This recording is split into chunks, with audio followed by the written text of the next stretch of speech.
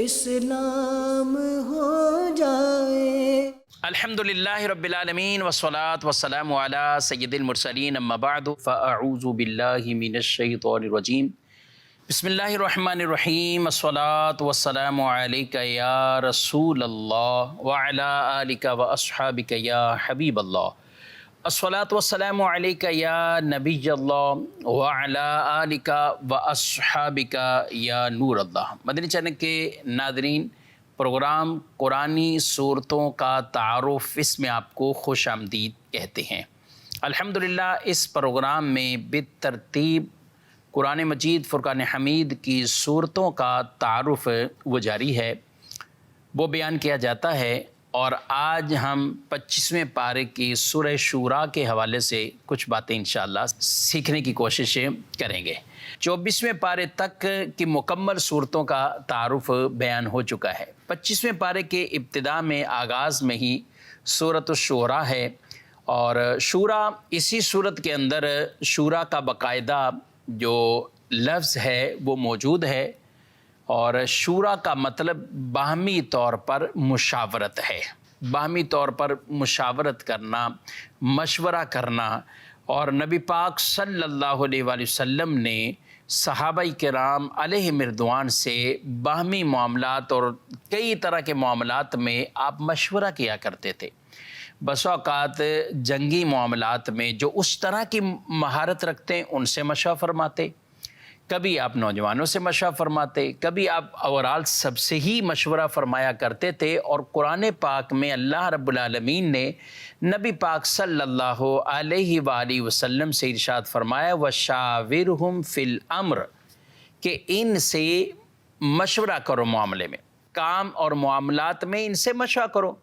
یہ اللہ کا حکم نبی پاک صلی اللہ علیہ وسلم کو ہے، اور یہ ہماری تعلیم کے لیے ہے، امت کی تعلیم کے لیے ہے، کیونکہ جب آدمی جس کام کے لیے بھی کسی سے مشورہ کرتا ہے تو اس کام میں برکت ہو جاتی ہے۔ یہ فرمایا گیا روایت میں کہ مشورہ کر لینے والا وہ پچھتاوے میں نہیں رہتا، تو اس لیے مشورہ کر لینا چاہیے۔ ہم، یہ الگ بات ہے مشورہ کس سے کرنا ہے، کس کو کتنی کیفیت بتانی ہے، اور پھر وہ اپنے پورے معاملات میں مشورہ کا محقوق سے فائدہ پہنچائے گا۔ یعنی اس کو ایک نارمل سی مثال سے اگر سمجھیں کہ اگر کوئی کسی ڈاکٹر یا طبیب سے علاج کی غرض سے جا رہا ہے، مگر اسے اپنی پوری کیفیت حالت نہیں بتاتا، یا ڈاکٹر اس مریض کے لیے پوری کیفیات کو نہیں جانتے، تو ڈاکٹر جب جانتا ہی نہیں ہے، ڈاکٹر کو جب اس کی طبیعت کا پتہ ہی نہیں ہے، تو وہ اس کے مرض کی تشخیص اور اس پر جو ادویات اسے دینی ہے، تو اس میں غلطی اور خطا واقع ہو سکتی ہے۔ اس لیے ڈاکٹر کے پاس بھی آدمی اپنی ساری چیزیں، یہ نہیں ہے کہ بعض چیزیں چھپائے اور بعد کہے کہ بھئی اس کی آپ دوائی دے دیں، یہ ٹھیک کر دیں، اسے اپنی طبیعت پوری ہی بتانی ہوتی ہے۔ تو مشورے میں بھی یہ تقاضے موجود ہوتے ہیں کہ جس سے آپ مشورہ کر رہے ہیں، تو جس معاملے میں کر رہے ہیں اس کو وہ حقیقت بھی کچھ پتہ ہو، اور مشورہ دینے والے کے لیے یہ واجب ہوتا ہے کہ درست مشورہ دے، درست مشورہ دے، اور اس میں جان بوجھ کر کسی کو پھنسانے کی کوشش نہ کرے۔ تو یہ شورا کا مطلب ہی مشورہ ہے، اور یہ مکی سورہ مبارکہ ہے، سوائے چند آیات مبارکہ جس کے لیے کہا کہ وہ مدنی ہے۔ باقی پوری سورہ مبارکہ یہ مکی صورت ہے۔ اس میں 5 رکوع ہیں اور 53 اس کی آیات مبارکہ ہے۔ اس میں اللہ پاک نے ابتدا میں ہی نبی کریم صلی اللہ تعالیٰ علیہ وآلہ وسلم کی طرف جو وحی فرمائی، اور آپ علیہ السلام سے پہلے جو نبیوں کی طرف وحی آتی رہی، اس کا بیان موجود ہے، اور مرکزی مضمون اللہ کی وحدانیت، رب تعالیٰ کی توحید اور رسول اللہ صلی اللہ علیہ وسلم کی رسالت کا بیان وہ اس سورہ مبارکہ میں موجود ہے۔ اسی سورہ مبارکہ کا جو آغاز ہے وہ حروف مقطعات میں سے ہے، اور قرآن پاک کی 29 صورتیں ایسی ہیں کہ جن کے شروع میں وہ حروف ہیں حامیم، عین، سین، قاف، یہ شروع کے اندر موجود ہیں، اور مختلف میں کہیں کچھ اور ہیں، کہیں ایک ہے اور کہیں 2 مل کر ہیں، الگ الگ بھی موجود ہیں۔ تو یہ مجموعی طور پر 29 صورتیں ہیں، اس لیے ان کا ترجمہ نہیں کیا جاتا، بلکہ ان کی مراد اللہ بہتر جانتا ہے، اور اللہ کے بتانے سے اللہ کے پیارے نبی صلی اللہ علیہ وآلہ وسلم وہ بہتر جانتے ہیں۔ ان کو مقطعات اس لیے کہا جاتا ہے، ان کو آیات متشابہات کہا جاتا ہے، اور آپ جب بھی ترجمہ پڑھتے ہیں تو ان کے نیچے ان کا ترجمہ نہیں لکھا ہوتا، اس کی وجہ یہی ہے۔ آگے ارشاد فرمایا کذالک یوحی الیک و الی الذین من قبلک اللہ العزیز الحکیم۔ ترجمہ عزت و حکمت والا اللہ تمہاری طرف اور تم سے پہلے لوگوں کی طرف یوں ہی وحی فرماتا ہے۔ اب اس آیت مبارکہ سے معلوم ہوا کہ نبی پاک علیہ السلام کے بعد کسی اور کی طرف وحی نہیں آنی ہے، کیونکہ فرمایا آپ کی طرف اور آپ سے پہلے جو نبی، آپ سے پہلے جو گزرے ان کی طرف وحی ہوتی گئی، بعد کا نہیں فرمایا، من قبلک فرمایا ہے۔ علماء کرام نے قرآن مجید فرقان حمید کی کئی آیات مبارکہ جس سے عقیدہ ختم نبوت واضح کیا ہے، اور نبی پاک صلی اللہ علیہ وسلم کا خاتم النبیین ہونا، جہاں یہ مشہور و معروف آیت مبارکہ ما کان محمد ابا احد من رجالکم ولکن رسول اللہ و خاتم النبیین، جہاں اس آیت میں یہ ختم نبوت کا بیان ہے، اسی طرح کئی اور آیات مبارکہ ہیں جس سے یہ استدلال کیا ہے اور جس کو بھی دلیل کے طور پہ پیش کیا ہے۔ نبی پاک علیہ السلام خاتم النبیین ہیں، اور آپ پر نبوت اور رسالت کا دروازہ وہ بند ہو گیا ہے، اور اب آپ کے بعد کوئی نیا نبی نہیں آئے گا۔ اس لیے قرآن پاک کی سورہ بقرہ میں شروع میں فرمایا والذین یؤمنون بما انزل الیک وما انزل من قبلک، کہ ایمان والے وہ کہ جو کچھ آپ کی طرف نازل کیا اس پر بھی ایمان رکھتے ہیں، اور جو آپ سے پہلے نازل کیا گیا، یہ نہیں فرمایا گیا ومن بعدک، اور جو آپ کے بعد نازل ہوگا اس پر بھی وہ ایمان رکھیں، ایسا نہیں ہے۔ تو اس آیت میں بھی من قبلک فرمایا گیا کہ جو آپ سے پہلے نازل ہوا، تو اللہ وہی فرماتا ہے جیسے آپ کی طرف، اور اسی طرح آپ سے پہلے بھی وہ وہی اللہ پاک نے فرمائی ہے، لیکن آپ کے بعد وہی کا کوئی سوال ہی نہیں ہے، اس لیے ان آیات میں بعد کا کسی جگہ بھی تذکرہ نہیں۔ تو اب کوئی نیا نبی نہیں آئے گا۔ عیسیٰ علیہ السلام دوبارہ نزول فرمائیں گے، آسمانوں سے نیچے اتریں گے، لیکن وہ حضور علیہ السلام سے چونکہ پہلے ہی نبی بن کر دنیا میں آ چکے تھے، اس لیے وہ نزول فرمائیں گے، وہ اتریں گے، لیکن وہ نئے نبی نہیں ہیں، وہ حضور علیہ السلام سے پہلے ہی نبی بن کے دنیا میں آ چکے ہیں۔ آگے اللہ پاک نے ارشاد فرمایا ہے تکاد السماوات یتفطرن من فوقہن والملائکۃ یسبحون بحمد ربہم ویستغفرون لمن فی الارض الا ان اللہ هو الغفور الرحیم۔ ترجمہ قریب ہے کہ آسمان اپنے اوپر سے پھٹ جائیں اور فرشتے اپنے رب کی حمد کے ساتھ تسبیح کرتے ہیں اور زمین والوں کے لیے معافی مانگتے ہیں۔ سن لو بے شک اللہ ہی بخشنے والا مہربان ہے۔ یہاں اللہ پاک نے اپنی کبریائی کو بیان فرمایا ہے کہ اللہ پاک کی عظمت اور ہیبت اور اس کی بلند شان کا یہ عالم ہے کہ اس کی کبریائی کی ہیبت سے آسمان جیسی عظیم الشان مخلوق اپنے اوپر سے پھٹنے کے قریب ہو جاتی ہے، اور فرشتے اب رب تعالیٰ کی بارگاہ میں حمد کرتے گئے اور ہر وہ پاکی بیان کرتے ہیں جو اللہ کی شان کے لائق ہے، اور زمین والوں کے لیے معافی مانگتے ہیں، استغفار کرتے ہیں۔ یہاں سے مراد زمین والوں کے لیے اہل ایمان کے لیے فرشتے اللہ کی بارگاہ میں استغفار کرتے ہیں، اہل ایمان کے لیے استغفار کرتے ہیں۔ اور یہ بھی ہو سکتا ہے کہ اہل ایمان کے لیے تو بخشش کی دعا کرتے ہیں، مغفرت کی دعا کرتے ہیں، مگر کفار کے لیے ہدایت کی دعا کرتے ہیں، اے اللہ ان کو ہدایت دے اور ہدایت دے کر ان کی مغفرت فرما، یعنی وہ پھر اہل ایمان میں سے ہو جائیں گے، تو ان کے لیے ہدایت یعنی ایمان کی دعا کرتے ہیں، اور مومنین کے لیے، مسلمانوں کے لیے مغفرت کی دعا کرتے ہیں۔ آگے اسی سورہ مبارکہ میں اللہ پاک کی عطاؤں اور اللہ پاک کے رزق دینے پر کہ بندوں کو رزق دیتا ہے، اس میں بھی اللہ کی حکمتیں، کسی کو امیر بنایا، غریب بنایا، کسی کو تندرست، کسی کو مریض، حکمتیں اللہ کی۔ فرمایا اللہ لطیف بعبادہ یرزق من یشاء وہو القوی العزیز۔ اللہ اپنے بندوں پر لطف فرمانے والا ہے، جسے چاہتا ہے روزی دیتا ہے، اور وہی قوت والا، عزت والا ہے۔ اب یہاں پر فرمایا کہ اللہ رزق دیتا ہے۔ یاد رکھیں کہ اوورال اگر بات کریں، مسلمان، غیر مسلم، کفار، سب کو اللہ کی طرف سے ہی رزق ملتا ہے، سب کو اللہ کی طرف سے رزق ملتا ہے۔ یعنی ایسا نہیں ہے کہ پوری کی پوری مخلوق میں ایک اجتماعی طور پر فاقوں میں اور بھوک سے مر جائیں، ایسا نہیں ہوتا۔ رزق کے اہتمام بنا دیے، عمراء کو، امیر لوگوں کو مال دیا تو انہوں نے کہا غریبوں کو کھلاؤ، غریبوں کی مدد کرو، زکوٰۃ بنا دیا، صدقہ فطر بنا دیا، دیگر اور چیزیں بنا دی، غریبوں کی مدد کرو، اس طرح ان تک رزق پہنچتا رہتا ہے۔ تو رزق کے ذرائع بنا دیے، اسباب بنا دیے۔ آگے ایک اور آیت مبارکہ، اور اسی میں یہ بات وہ بھی حکمت بھی بیان فرما دی کہ اللہ سب کو امیر کیوں نہیں بناتا، کیوں نہیں سب کو امیر ہی بنا دیتا؟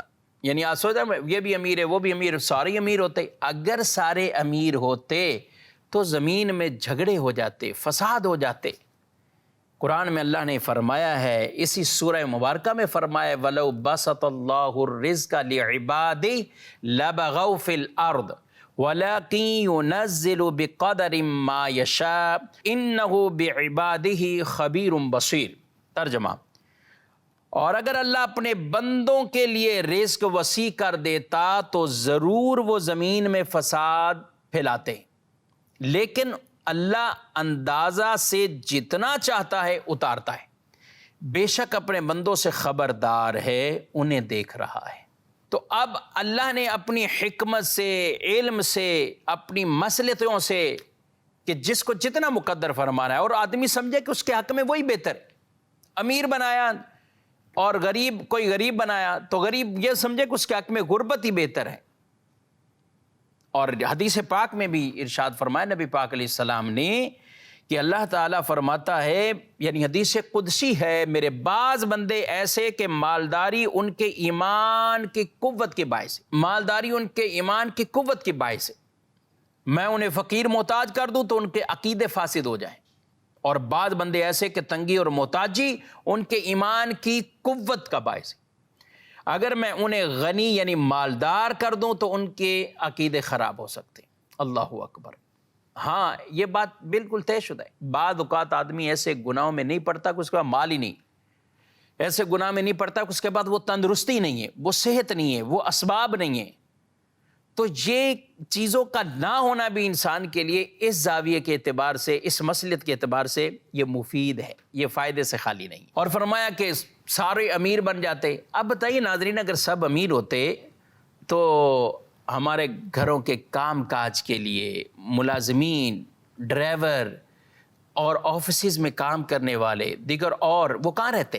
تو ان سب کے فائدے کے لیے اللہ پاک نے یہ اسباب بنائے ہیں، تاکہ کوئی امیر ہے تو کئی غریب اس کے تحت کام کریں گے، ملازمت کریں گے، یہ سب معاملات ان کا بھی چلے گا، ان کا بھی چلے گا۔ سب امیر ہوتے، کوئی کسی کا نوکر ملازم نہ بنتا تو نہ کمپنیاں چلیں گی، نہ گھر چلیں گے، نہ معاشرے میں کوئی معاملہ ڈھنگ سے چل پڑے گا، بلکہ الٹا اپنے امیر ہونے کی وجہ سے ہر کوئی کسی کی نہ بات برداشت کرے گا تو معاشرے میں فساد ہی ہونا ہے۔ تو یہ اللہ پاک کی حکمتیں ہیں، اور ہمیں ان حکمتوں اور مصلحتوں پر ہمیشہ راضی رہنا چاہیے۔ رب نے جو ہمارے لیے مقدر فرمایا اللہ نے ہمیں عطا فرمایا۔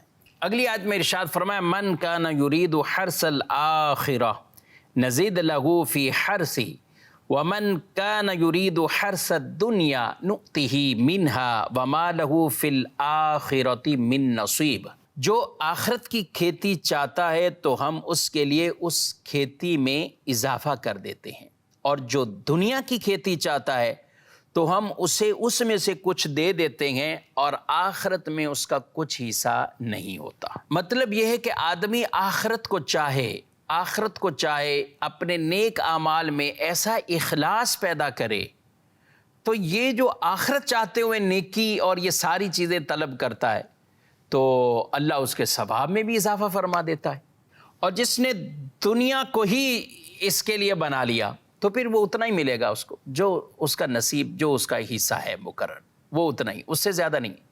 آخرت کی طلب کے لیے نیک عمل کرے گا تو ایک ہے تو 10 گنا بڑھا کر اللہ ثواب دے گا۔ تو اسے 10 گنا بڑھا کر ثواب دے گا۔ اچھا یہ 10 گنا پہ ہی صرف نہیں ہے، 700 گنا تک اس میں اضافہ، پھر اللہ جن کے لیے چاہے تو اور اضافہ فرمائے۔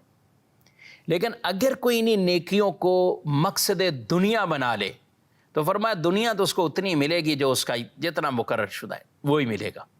ایک اور حدیث میں ارشاد فرمایا گیا جو شخص صرف دنیا کی فکر میں رہتا ہے تو اللہ اس کے معاملے کو پراگندہ کر دیتا ہے اور اس کی تنگ دستی کو اس کی آنکھوں کے سامنے کر دیتا ہے، اور اسے دنیا میں صرف اتنا ہی ملتا ہے جتنا اس کے لیے پہلے سے لکھ دیا گیا ہے، اور جو شخص آخرت کا قصد کرتا ہے تو اس کے معاملے کو اللہ اکٹھا کر دیتا ہے اور اس کی مالداری کو اس کے دل میں رکھ دیتا ہے، اور دنیا اس کے پاس خاک آلود ہو کر آتی ہے۔ دنیا اس کی طرف کھینچی ہوئی ہے اور وہ اس کا دل دنیا میں نہیں ہے۔ یعنی جو دنیا کی طلب اتنی رکھتا ہے تو اس کی سامنے نظروں کے سامنے محتاجی، فکر مند، ٹینشن۔ آج دیکھ لیں ایک تعداد ہے کہ جن کو دنیا کمائی بھی بہت ہے، دنیا کا ہی خوف ہے، تو وہ ہر وقت محتاجیوں کے کہ آگے کیا ہوگا، حالات کیسے ہو جائیں گے، یہ کیا ہوگا، اس کے بعد کیا کھائیں گے، بچوں کی فکر۔ پھر یوں ہونی چاہیے جائز طریقے، حلال طریقے سے جو اپنے معاملات ہیں، لیکن اسی کو اپنے اوپر سوار کرے گا نتیجہ یہ نکلے گا۔ لیکن ایک وہ شخص ہے جو نارمل کماتا ہے، ایک دہاڑی کے اس کے پیسے ہیں، جس سے گھر کا گزر بسر ہوا، وہ کئی ایسے ہیں، شکر الحمدللہ، آرام سے سو جاتے ہیں، کل پھر دیکھیں گے کام جو ملا کام کریں گے۔ وہ ان کے سامنے چونکہ خواہشات بھی اتنی نہیں ہیں کیونکہ ان کی آمدنی نہیں ہے، جب آمدنی نہیں ہے تو خواہشات کا پورا ایک دروازہ کھلا ہوا ہی نہیں ہے، خاص لمٹ سے کمائی ہے وہ خرچے، تو قدرے یہ ان لوگوں کی بنسبت بہت سکون کی زندگی گزار رہے ہوتے ہیں، اور جن کی آمدنیاں بڑھ رہی ہوتی ہیں، اپ ڈاؤن کچھ نہ کچھ ہو پھر اور بڑھ جائے، تو ان کی نظر میں محتاجی اور زیادہ بڑھ جاتی ہے، وہ ڈر رہے ہوتے ہیں کہ آگے کیا حالات ہوگا، آگے کیا حالات، آگے کیا حالات ہیں۔ تو اس لیے آخرت کے لیے فکر رکھنی چاہیے، اور دنیا اللہ اسے ویسے ہی عطا فرمائے گا، اور دنیا میں جو مقدر ہے وہ اسے ضرور ملے گا۔ ایک اور روایت میں فرمایا جس نے اپنی تمام فکروں کو صرف ایک فکر بنا دیا، یعنی آخرت کی فکر بنا دیا، تو اللہ تعالیٰ اسے اس کی دنیا کی فکر کے لیے کافی ہے، اور جس کی فکریں دنیا کے احوال میں مشغول رہیں تو اللہ تعالیٰ کو اس کی کوئی پرواہ نہیں، وہ کسی وادی میں ہلاک ہو رہا ہو، کہیں بھی ہو، تو اللہ کو اس کی کوئی پرواہ نہیں، کیونکہ وہ اپنی انہی دنیا کی فکروں میں ہی رہتا ہے۔ تو فکر آخرت یہ ضرور پیدا کرنی چاہیے۔ آگے آیت نمبر 25 میں یہی سورہ شورى میں ارشاد فرمایا وَهُوَ الَّذِي يَقْبَلُ التَّوْبَةَ عَنْ عِبَادِهِ وَيَعْفُو عَنِ السَّيِّئَاتِ وَيَعْلَمُ مَا تَفْعَلُونَ۔ ارشاد فرمایا اور وہی ہے جو اپنے بندوں سے توبہ قبول فرماتا ہے اور گناہوں سے درگزر فرماتا ہے، اور جانتا ہے جو کچھ تم کرتے ہو، جو کچھ تم کرتے ہو۔ اور یہ ایسی چیز کہ رب تعالیٰ کی یہ شان ہے، سبحان اللہ، یہ شان رحیمی، شان کریمی، کہ اللہ معاف فرما دیتا ہے۔ آدمی توبہ کرنے والا ہو، توبہ کرنے والا ہو، ایک بار غلطی، پھر توبہ کی، پھر معاف، پھر توبہ کی، پھر معاف، پھر توبہ کی، پھر معاف، پھر توبہ کی، پھر معاف، معاف کرتا رہتا ہے، فرماتا رہتا ہے۔ اگر سچی توبہ ہو، چاہے وہ 100 مرتبہ ہی ٹوٹ کر پھر نہیں کر لیتا اور سچی ہو، اللہ معاف فرما دے گا۔ میں نے کرنا وہی گناہ کا کام ہے لیکن ایسی توبہ کر رہا ہوں، تو اللہ دلوں کے حال بہتر جانتا ہے۔ تو جب دل میں ارادہ ہی نہیں ہے سچا، تو ایسے شخص کو کہا گیا ہے کہ گناہ پہ قائم رہتے ہوئے توبہ کرنے والا اللہ سے مذاق کرنے والا ہے، ٹھٹھا کرنے والا، معاذ اللہ۔ اور جو سچی توبہ کرتا ہے، سبحان اللہ، الم یعلموا ان اللہ هو یقبل التوبۃ عن عبادہ ویأخذ الصدقات وان اللہ هو التواب الرحیم۔ کیا انہیں معلوم نہیں کہ اللہ ہی اپنے بندوں کی توبہ قبول فرماتا ہے اور خود صدقات اپنے دستے قدرت میں لیتا ہے، اور یہ کہ اللہ ہی توبہ قبول فرمانے والا ہے، اللہ ہی توبہ قبول فرمانے والا ہے۔ اور ہمیں قرآن پاک کے اندر اور احادیث طیبہ میں بکثرت سچی توبہ کرنے کی یہ ہمیں ترغیب دی گئی ہے۔ یا ایھا الذین آمنوا توبوا الی اللہ توبۃ نصوحا، اے ایمان والو اللہ کی طرف ایسی توبہ کرو جس کے بعد گناہ کی طرف لوٹنا نہ ہو۔ توبۃ النصوح کیا ہے؟ ایسی توبہ یعنی سچی ستھری توبہ کہ اب گناہ کی طرف نہیں لوٹے۔ حدیث میں فرمایا گیا کہ جیسے جانوروں کے تھنوں سے، بھینس سے، گائے سے دودھ نکل کر اب دوبارہ تھنوں میں نہیں جا سکتا، لوٹ نہیں سکتا، تو فرمایا ایسی سچی توبہ ہو، ایسی سچی توبہ ہو کہ دودھ جیسے نکل کر واپسی نہیں جا سکتا، تو یہ آدمی گناہ کی طرف واپسی نہ جائے۔ سچی توبہ کی اللہ توفیق دے۔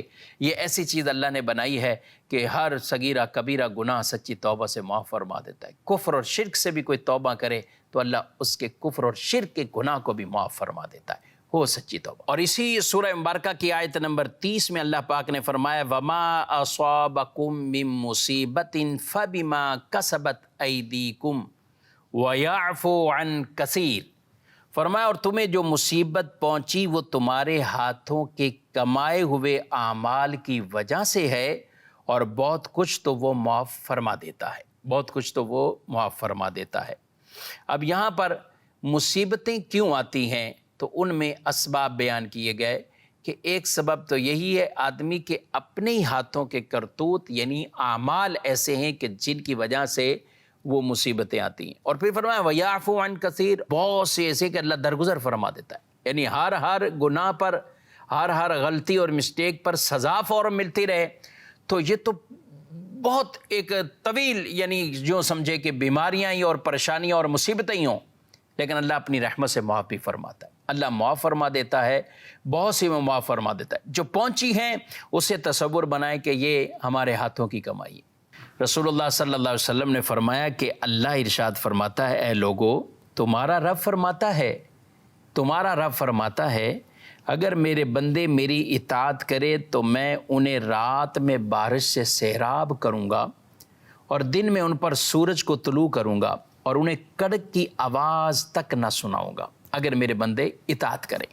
اور ایک حدیث پاک میں رسول اللہ صلی اللہ علیہ وسلم نے فرمایا بندے کو جو چھوٹی یا بڑی مصیبت پہنچی وہ کسی گناہ کی وجہ سے پہنچتی ہے، اور جو گناہ اللہ معاف فرما دیتا ہے وہ اس سے بہت زیادہ ہوتے ہیں۔ پھر آپ صلی اللہ علیہ وسلم نے یہ تلاوت فرمائی وَمَا أَصَابَكُم مِّن مُّصِيبَةٍ فَبِمَا كَسَبَتْ أَيْدِيكُمْ وَيَعْفُو عَن كَثِيرٍ۔ پھر بہت سے اللہ معاف فرما دیتا ہے۔ مزید اسی کی آیت نمبر 38 کی طرف بڑھتے ہیں، اور آیت نمبر 38 وہ ہے جس کی نسبت کی وجہ سے اس سورہ مبارکہ کا نام سورۃ الشورى ہے۔ سورہ شورى نام جس وجہ سے رکھا گیا ہے، اللہ پاک ارشاد فرماتا ہے وَالَّذِينَ اسْتَجَابُوا لِرَبِّهِمْ وَأَقَامُوا الصَّلَاةَ وَأَمْرُهُمْ شُورَىٰ بَيْنَهُمْ وَمِمَّا رَزَقْنَاهُمْ يُنْفِقُونَ۔ فرمایا اور ان کے لیے جنہوں نے اپنے رب کا حکم مانا اور نماز قائم رکھی، اور ان کا کام ان کے باہمی مشورے سے ہوتا ہے، اور ہمارے دیے ہوئے رزق میں سے کچھ خرچ کرتے ہیں۔ یہاں صحابہ کرام علیہم رضوان کا آپس کا جو معاملہ ہے وہ باہمی شورا یعنی مشاورت سے، اور یہ پسندیدہ عمل ہے، یہ اللہ کو بھی پسند ہے، نبی صلی اللہ علیہ وسلم کو بھی پسند ہے۔ یعنی علماء نے یہاں تک لکھا کہ رب تعالیٰ نے بھی جب انسانوں کو پیدا فرمانا ہے، اللہ مشوروں سے پاک ہے۔ رب تبارک و تعالیٰ کسی سے رائے لے، اور رائے اس لیے جو مشورہ طلب کیا جاتا ہے کہ ہم سے غلطی نہ ہو جائے، خطا نہ ہو جائے۔ رب ان تمام چیزوں سے، بھولنے سے، خطا سے، غلطی سے پاک ہے۔ رب کے فیصلے اٹل فیصلے، رب کے حکم اٹل حکم، اس میں کوئی کسی طرح کے معاملات نہیں ہو سکتے۔ لیکن اللہ پاک نے ہماری تعلیم کے لیے فرشتوں سے فرمایا اے فرشتوں، میں زمین میں انسانوں کو پیدا کرنا چاہتا ہوں، انسان کو پیدا کرنا چاہتا ہوں، اپنے خلیفہ بنانا چاہتا ہوں، تو فرشتوں سے رائے مانگی تم کیا کہتے ہو؟ تو فرشتوں نے کہا کہ وہ زمین میں فساد کریں گے، خون ریزی کریں گے، لیکن اللہ پاک نے فرمایا میں وہ جانتا ہوں جو تم نہیں جانتے۔ اور پھر انسانوں کو پیدا ہوئی، یعنی حضرت آدم علیہ السلام کی تخلیق ہوئی، اور پھر ان سے آگے یہ سارے سلسلے چلے۔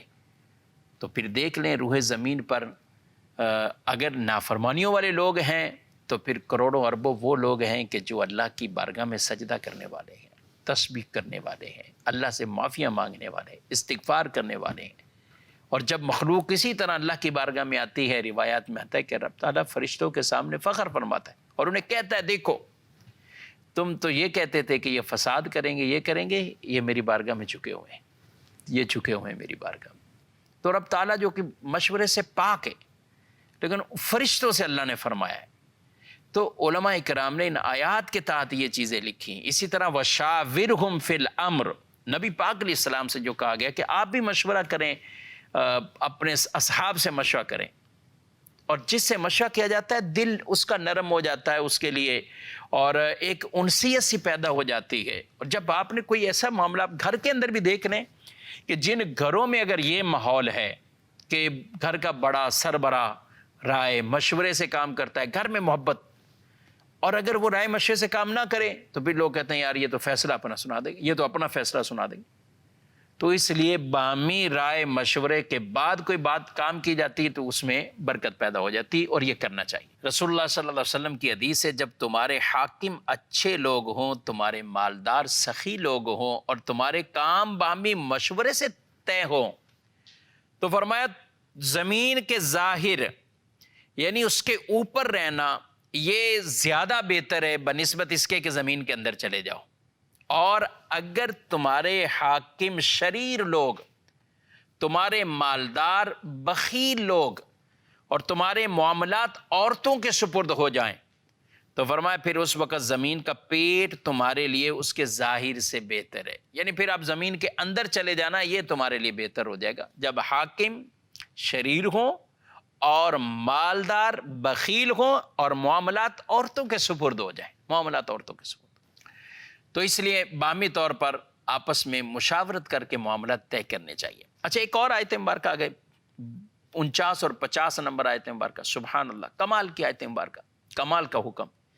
فرمایا للہ ملک السماوات والارض یخلق ما یشاء یہب لمن یشاء اناثا ویہب لمن یشاء الذکور او یزوجہم ذکرانا واناثا ویجعل من یشاء عقیما انہ علیم قدیر. آسمانوں اور زمین کی سلطنت اللہ ہی کے لیے ہے، وہ جو چاہے پیدا کرے، جسے چاہے بیٹیاں عطا فرمائے اور جسے چاہے بیٹے دے، یا انہیں بیٹے اور بیٹیاں دونوں ملا دے، یا جسے چاہے بانجھ کر دے، بے شک وہ علم والا قدرت والا ہے. یہاں یہ فرمایا زمین اور آسمان کی بادشاہت اللہ کے لیے ہے. یعنی کوئی دنیا کے اندر اپنی ان چیزوں پہ فخر نہ کرے، اسے اللہ نے دیا ہے تو یہ رب کی عطا ہے. اور آگے اللہ کی عطا کیا ہے؟ جہاں چاہے بیٹے دیں. بعض اوقات میں نا کسی کے ہاں بیٹے ہیں، کسی کے ہاں بیٹیاں، کسی کے ہاں دونوں، کسی کے ہاں کوئی اولاد ہی نہیں پیدا ہوئی. تو یہ چاروں کیٹیگری اللہ پاک نے چاروں قسمیں بیان فرما دی. جسے چاہے بیٹے دے، جسے چاہے بیٹیاں دے، جسے چاہے بانجھ رکھے، اور جسے چاہے دونوں دے، جسے چاہے دونوں دے. اور یہ تقسیم جو اللہ پاک کی ہے نا، اس پہ ہمیں راضی رہنا چاہیے. بعض اوقات آدمی کی طلب ہوتی کہ بیٹے ہوں، نہیں ہوتے بیٹے، بیٹیاں ہو رہی ہوتی.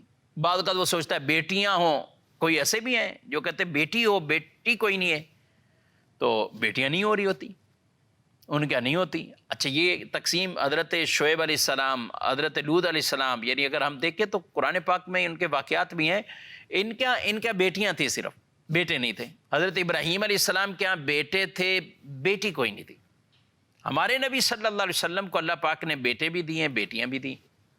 لیکن پھر اللہ کی حکمت ہے کہ بیٹے بچپن میں ہی حضور اسلام کے وصال کر گئے. کوئی اس عمر کو نہیں پہنچا کہ آگے ان کی شادی ہو، آگے ان سے نکاح، اولاد کے سلسلے ہوں. اس لیے نبی پاک علیہ السلام کا نسب مبارک بیٹیوں سے، شہزادیوں سے، اور یہ خاص شرف اللہ پاک نے بی بی فاطمۃ الزہرا رضی اللہ تعالی عنہا انہیں عطا فرمایا. لہذا معاشرے کو یہ ساری چیزیں سمجھنی چاہیے. یہ کفار کا طریقہ تھا، بیٹیاں پیدا ہوں تو وہ چلاتے تھے، بیٹیاں پیدا ہوں تو وہ چہرے بگاڑتے تھے. آج افسوس سے کہنا پڑتا ہے مسلمانوں میں بھی یہی چیز آ گئی. بیٹیاں پیدا ہوں تو بیوی کو کوستے ہیں، اس کو ٹینشن ہوتی بیچاری کو، جس کی شادی ہوئی ہے، امید پہلی ہو، آگے امیدیں ہو، وہ ٹینشنوں میں ہوتی ہے کہ بیٹی پیدا ہوگی تو یہ تو چھوڑیں گے نہیں. اور بعض ایسے جاہل قسم کے ہوتے ہیں جو کہتے ہیں ہم طلاق دے دیں گے اگر بیٹی پیدا ہوئی.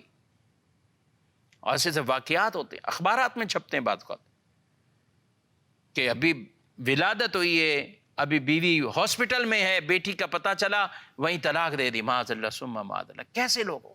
کس دین پر یہ ہم چل رہے ہیں؟ دین اسلام کی تعلیم تو یہ ہے، رسول اللہ صلی اللہ علیہ وسلم کی تعلیم، رب کی تعلیم. اللہ نے قرآن میں فرمایا ہے وَإِذَا بُشِّرَ أَحَدُهُمْ بِالْأُنثَىٰ ظَلَّ وَجْهُهُ مُسْوَدًّا وَهُوَ كَظِيمٌ. ترجمہ، اور جب ان میں سے کسی کو بیٹی ہونے کی خوشخبری دی جاتی ہے تو دن بھر اس کا منہ کالا رہتا ہے اور وہ غصے سے بھرا ہوا ہوتا ہے. کون؟ کفار کے بارے میں. مسلمان کا یہ طریقہ نہیں کہ وہ اس وجہ سے کہ بیٹیاں پیدا ہوئیں. تو میرے بھائیوں، بیٹیاں یہ بھی اللہ نے دی، بیٹے یہ بھی اللہ نے دیے، دونوں دیے اللہ نے دیے. کسی کو نئی اولاد ملی یہ بھی اللہ کی طرف سے. اور اللہ حکمت والا ہے، اللہ جاننے والا ہے، وہ قادر مطلق ہے، جو چاہے دے. دعا مانگیں آپ اس سے، دعائیں مانگتے رہیں. مگر بیوی کو کوستے رہنا، ان کے خاندان والوں کو کوستے رہنا، ان سے ناراض ہونا، بیٹیوں کے حوالے سے یہ کرنا، یہ ناراضگی کا اظہار کرنا، یہ اسلام کا طریقہ نہیں. میرے آقا علیہ السلام نے فرمایا بیٹیوں کو برا نہ کہو، میں بھی بیٹیوں والا ہوں. جو 3 بیٹیوں کی پرورش کرے، اس کے لیے جب بشارتیں سنائی تو عرض کی 2 بیٹیاں، فرمایا 2. پھر عرض کی اگر ایک ہی بیٹی ہو تو فرمایا ایک بیٹی کے ساتھ بھی اگر پرورش کا یہی معاملہ کرے تو اللہ اس کی بھی یہ بخشش فرما دے گا، اس کے لیے بھی جہنم سے ایک وہ اسے آڑ بنا دے گا، جنت عطا فرمائے گا، جو روایت میں مضامین موجود ہے. تو اس لیے بیٹیوں کے ساتھ اس طرح کے معاملات نہ کریں. ناظرین اکرام، سورہ شورا کے حوالے سے چند باتیں یہ خلاصہ عرض کیا ہے. اللہ پاک اپنی بارگاہ میں قبول فرمائے اور ہمیں بھی اپنے معاملات قرآن اور حدیث کے مطابق ہینڈل کرنے کی توفیق عطا فرمائے اور نفس و شیطان کے شرور سے محفوظ فرمائے. آمین بجاہ النبی الامین صلی اللہ علیہ وسلم. یہی ہے آرزو تعلیم قرآن عام ہو جائے، ہر ایک پرچم سے اونچا پرچم اسلام ہو جائے.